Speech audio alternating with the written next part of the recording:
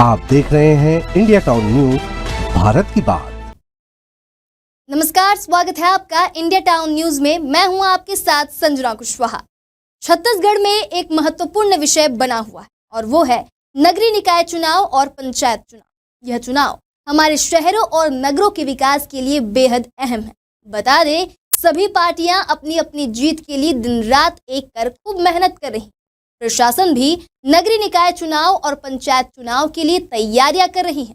तो वहीं चुनाव को देखते हुए ही उप मुख्यमंत्री अरुण साव ने अपने निवास में मंत्रियों के साथ बैठक की। तो अब सवाल ये उठता है कि आखिर इस बैठक का मुद्दा क्या होगा। क्या इस बैठक में चुनाव को लेकर चर्चा हुई होगी या फिर मामला कुछ और है? सब जानेंगे हमारे इस खास रिपोर्ट।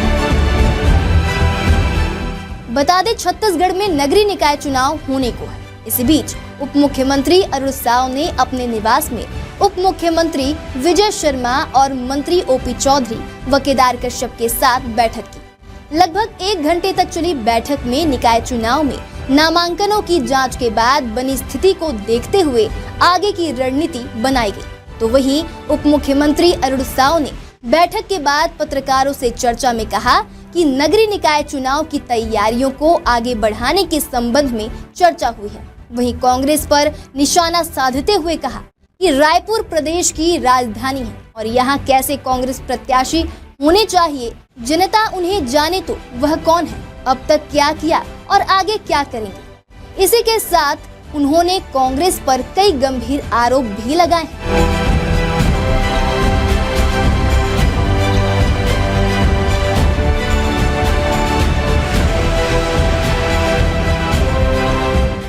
अवैध रह रहे लोगों की कोई आइडेंटिटी नहीं। रायपुर में अवैध रूप से रह रहे लोगों के खिलाफ कार्रवाई पर उप मुख्यमंत्री अरुण साव ने कहा कि इन लोगों के चलते कानून व्यवस्था बिगड़ रहा है। ये आम लोगों के लिए खतरा है। इन अवैध लोगों की कोई आइडेंटिटी नहीं है। ये कहां से हैं, कौन है, इन सब बातों पर प्रशासन ने गंभीरता बरती है। जो भी अवैध रूप से रह रहे होंगे उन पर निश्चित ही कार्रवाई होगी।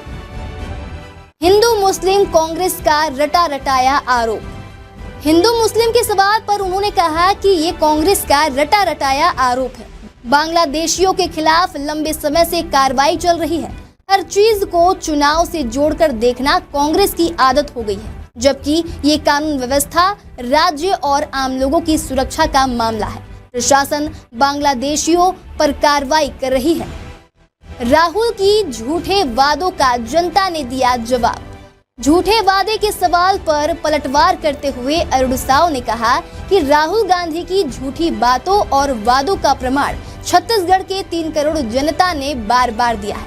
उन्होंने 2018 के छत्तीसगढ़ विधानसभा के चुनाव में झूठा वादा किया था, उसे पूरे देश ने देखा है। वास्तविकता यह है कि आज प्रधानमंत्री नरेंद्र मोदी के प्रति भारत ही नहीं बल्कि विश्व में विश्वसनीयता है।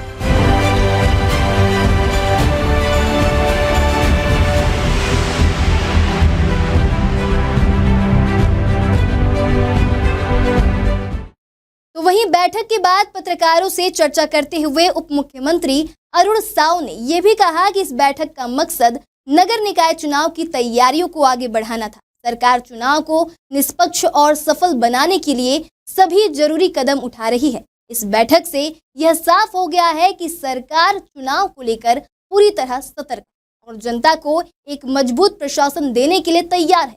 इसी के साथ उन्होंने कांग्रेस पर भी कई आरोप लगाए। यह देखने वाली बात होगी कि जनता किस पे अपना भरोसा का मुहर लगाती। फिलहाल आज के लिए इतना ही। हम आपको चुनाव से जुड़ी हर अपडेट देते रहेंगे। देखते रहिए इंडिया टाउन न्यूज। नमस्कार। आप देख रहे हैं इंडिया टाउन न्यूज, भारत की बात।